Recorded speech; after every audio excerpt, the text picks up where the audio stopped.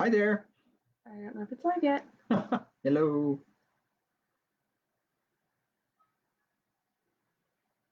There we go. Hello? Hi, folks. Do you see me? We're going live. I'm gonna wait till we see a few folks online. Okay.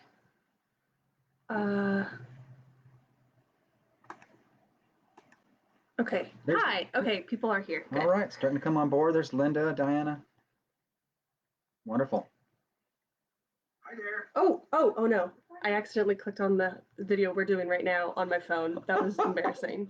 So we're gonna talk to ourselves here. That's not what I meant to do, okay? Oh.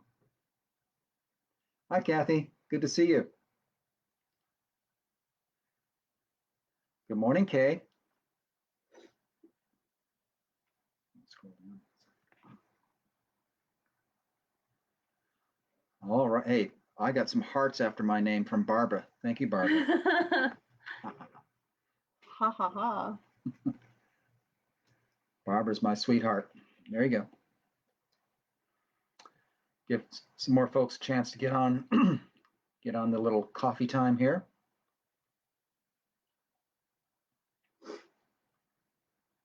Yeah, I miss seeing you too, Kathy.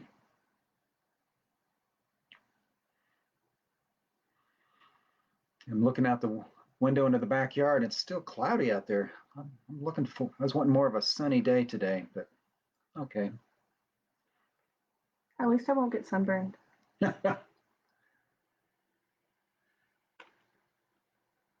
Hey, Denise. I assume my brocycle Bob is there with you. How you doing? Did you really just say brocycle? Brocycle. It's a word that Bob made, so it's a real word. So therefore. Happy Father's Day with dad jokes. Yeah. So, yeah, you got to have dad jokes on Father's Day, right?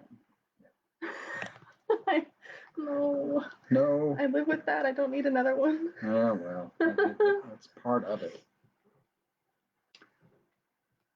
I'll give another minute here. Hi, Darren. Good to see you, brother. Uh-oh, Bob's trying. Yeah, I'm glad I have my own tech support with me here. You know, she helps me on this. Yeah.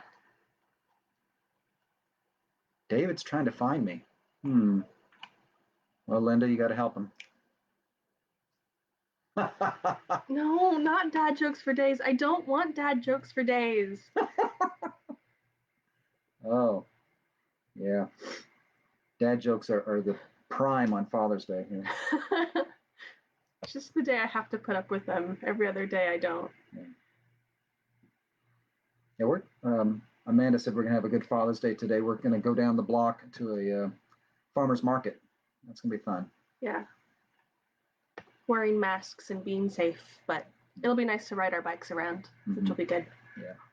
Hey, David. Glad you're online. Hey. I got a text from Vince. Come on, Vince, get online. Oh, he's probably on with Sierra. So. I hope so. Then you just called him out. How dare you? Vince is my buddy too. Come on. Well, good morning, everyone. Good to see everyone here online. It's fun to do this. Appreciate Sierra helping to set up this Cafe Long Beach for us to be able to kind of have a little opportunity to say hi to folks and just do a little follow-up. You know, Darren mentioned that he said, I'm not having a Father's Day sermon, but you know, when Amanda and I were talking about this, we really think in essence, he really did have a Father's Day lesson for us. There was a lot there to it. You know, just sharing about the relationship between, you know, Solomon and his son, and then, you know, Rehoboam. I like Bo. I like that.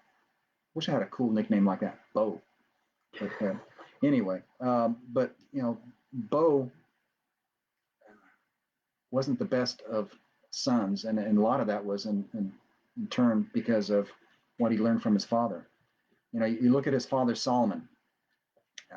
And I liked all the comments that were coming up there about what, how we know Solomon, his wisdom, um, David having 999 too many wives.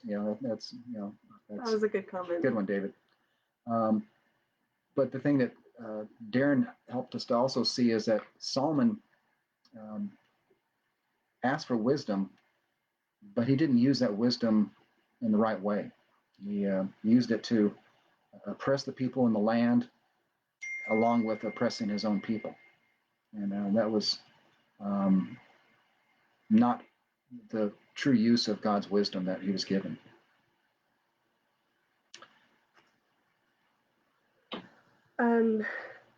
So something that stuck out to me about this sermon was just my idea of what parenting is, which, I'm not a parent, but I have a great one. And I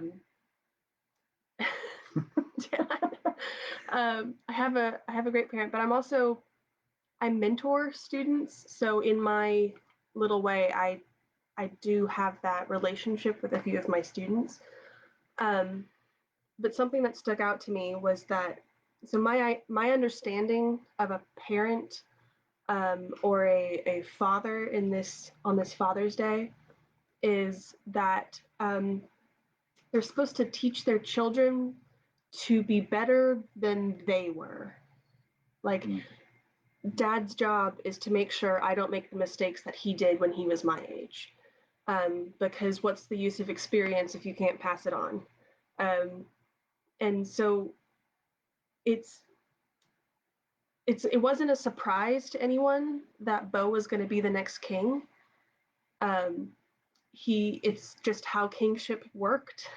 So as soon as he was born, Solomon's job was supposed to be making sure that Bo was going to be a better king than he was.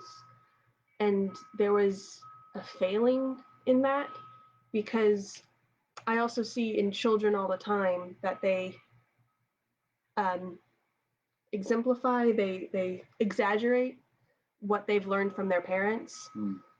So if your parent is great, you tend to be a pretty good kid, or if your parent was not so great, you learn those things and you kind of take it and run with it. And what I got from that is that Solomon taught Bo the wrong stuff, and then Bo made that even bigger by saying, my dad did this to you, I'm going to do it plus scorpions. So there's a lesson in all of the parents and also the mentors like myself of making sure that you teach the right thing so that your child will exemplify the right thing. And it's also on us kids to look at the right thing and choose to not do what we were taught if we were taught wrong, if that makes sense. And I like what Amanda brought up here also, is that definitely we're talking about Father's Day, but I see so many men in our church, in our body, that are fathers to many, in terms of the ways they mentor and teach and share. Just as I see so many women that are mothers to so many in our body. They're the spiritual mothers and they're spiritual fathers. I love every time I hear Ed Hyde pray, he talks to my spiritual mothers and fathers. And thank you, Ed, for sharing that. And that's a reminder that it's not just within your own blood, but it's within the church family that we're looking for that mentorship, for that teaching. Yeah. Linda had a great comment. She says, and Bo wouldn't listen to the wisdom of the elders, his other father figures. Right. And that's, when as a leader or as a person of influence, if all you're trying to do is listen to those who echo your own feelings, who echo your own desires, a lot of times I talk at work, and when we're saying, okay, let's have a discussion. If everybody's having this, if there's no one that has a different opinion, to at least bounce off, then we really don't need to have a discussion because we're just all in agreement. We need to have some disagreements in a healthy way to be able to come to a better conclusion at the end. And don't get me wrong, our leadership meetings aren't knock down, drag out fights, but there are times where we disagree, and I think it's very healthy because in our disagreements, we each grow in that, and we see a different point of view, and we learn from each other. But as Linda said, definitely Bo didn't listen to the godly advice that was given to him. That godly advice was, go be a servant, serve your people, and love on them, and teach them well. And he right away said, he just put up the hand and said, no, I'm going to go find some advice that soothes me, that doesn't challenge me. We continue to be challenged each week on this series. I know I am being challenged. And again, the benefit of being on the Cafe Long Beach is this is the third time I've heard this sermon, because I listened to it once by myself. I listened to it another time with Amanda, and then I listened to it again. And I believe I learned and grew each time a different point of view, a different aspect each time I listened to it. So I encourage you guys to go back and re-listen to this sermon as some of these other sermons in this series to grow and learn from it. Which is nice that it's recorded. Yeah, it is. Yeah. I like that part of. Yeah. I don't like not being together, but I like being able to rewatch this. Yeah. So I just want to kind of wrap up a little bit here by going to Darren's challenge to all of us to look within yourself and see why you feel the way you do, why you vote, why you talk, why you support the way you do. Go to God with that and put that at the foot of the cross and ask God, why am I this way? Why is this my desire? And then don't just end there. His next thing was, go to somebody who has a different opinion than you, and in a loving fashion, listen. Feel their, like we say, feel their pain, feel their hurt, and experience the direction they're coming from. And then I think out of that, you'll be able to find the voice within that God has for you, that God has for all of us. So just thank you for being with us here this morning. Happy Father's Day, and God bless. Happy Father's Day. Thank you. Bye-bye.